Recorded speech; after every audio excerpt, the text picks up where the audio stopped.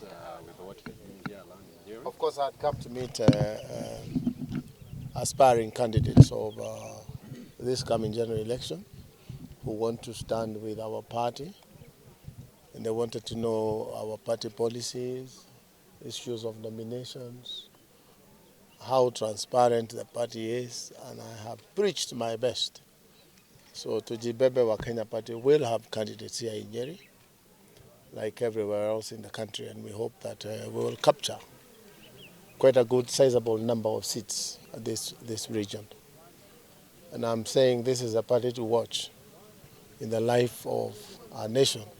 This party will go somewhere. It may not be now, but in 2027 this will be the party to beat. Very transparent party. A party that believes in justice for all and the right to vie and be voted for by Kenyans. Most parties don't give Kenyans the chance to elect. They dictate because of the euphoria a party would have. You've known that we have a story of kumera over the years. Right now, if I ask you, you will know there is a euphoria of a particular party here. So people may never have the chance to elect their leaders. But in this party, I have said, even if my son, Andrew, or Alvin wants to vie in a particular constituency, even if it's at my home county, they will never get a ticket unless they deserve the ticket by way of being the popular candidates. So I have assured these people here that they are safe, just be popular. And we have several ways of doing nominations because we know nominations are infiltrated by other parties so that they support a weak candidate to meet them at the ballot. That wouldn't happen here because we have several ways of doing our nominations. And that's why I'm here. And of course to enjoy the good air of Nyeri. Nyeri is a nice place to visit every once in a while. Mheshimiwa, it seems like Mount Kenya region has had confusion on which way to go. What is in terms of which way to go? In terms of who to support between the two leading men. What is your take on that? Well, I would say as a person, I cannot say about Mount Kenya where they will support, but you can see as it is, most people in Mount Kenya are supporting the candidacy of William Ruto. There's a certain wave which you can attribute to several things. My vote is one.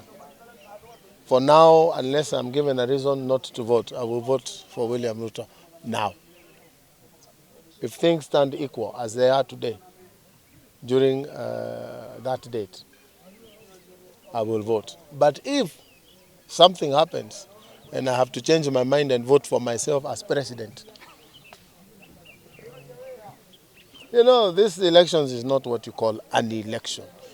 We hype our elections so much until they don't become elections, they become emotions.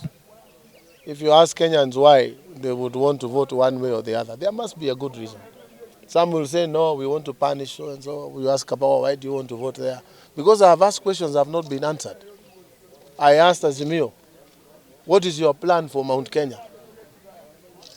You know, the people who live in the mountain. We want to know what plan you have.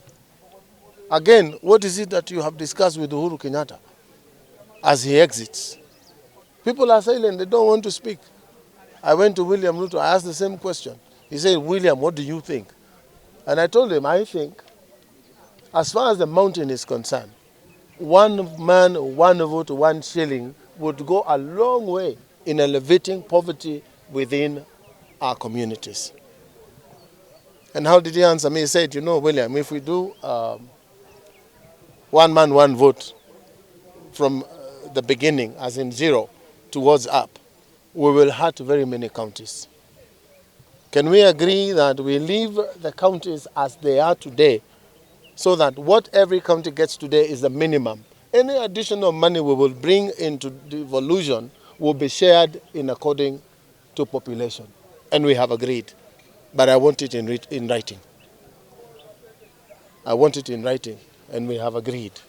If he doesn't do it in writing, then I may change my mind. But I have said that is me, Kabogo, my one vote. But you know, also have a following. People will listen to me. Yes. It seems like there are fears that once we scatter along different parties as a region, our issues may not be whatever be well taken care of in the next decision. Remember, the mountain has no candidate as it is a presidential candidate. You know, boss, we have had this thing all along since 1963. The story of ours, what will happen. We had ministries. See, we had Kyunjuri and others. How did it help us? Why don't we look for a general help for the general community, the general public? You know, it won't help us. We are in different places. We have always been. We've never ever been in one place.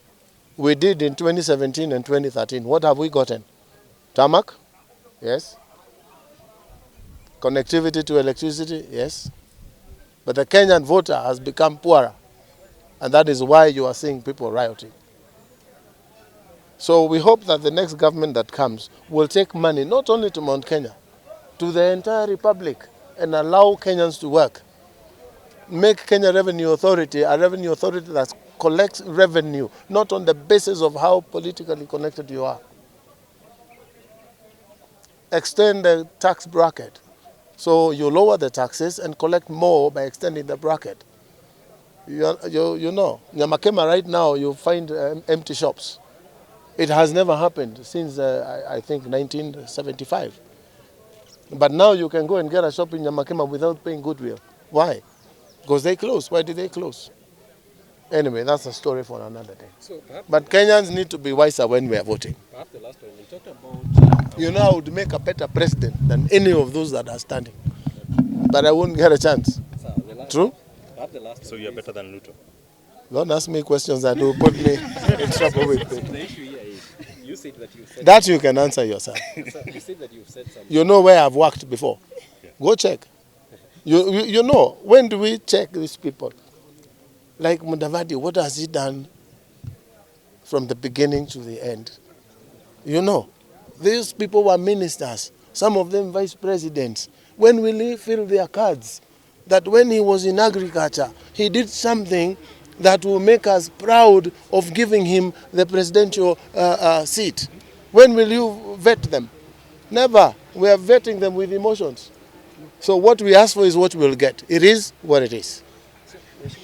Allow me to end there, if you allow. Kikuyu, tafadhali. Kikuyu. You talked about the issue of Aliten agreement. Yes. Do you have the timeline and taking into consideration that at the moment the election is coming? The election is not near. We have 4 months. That's like 10 years. Things will change. Vitu uchinjanga. So when do you Sindio? when, Zinabadilikanga. so are there timelines? When do you expect? Well, we hope before too long things are in place. You know they are both equally strong, these two sides. Let nobody lie to you. If you're saying Raila doesn't have votes in Kenya, you don't belong to Kenya. If you're saying William Ruto doesn't have votes, you don't belong here. These people are strong. Any silly move by one of them will cost them the presidency. So they must be careful what they do. Timeline? Within the next 2 months, we should have something. Sindio? Kikuyu, tafadhali.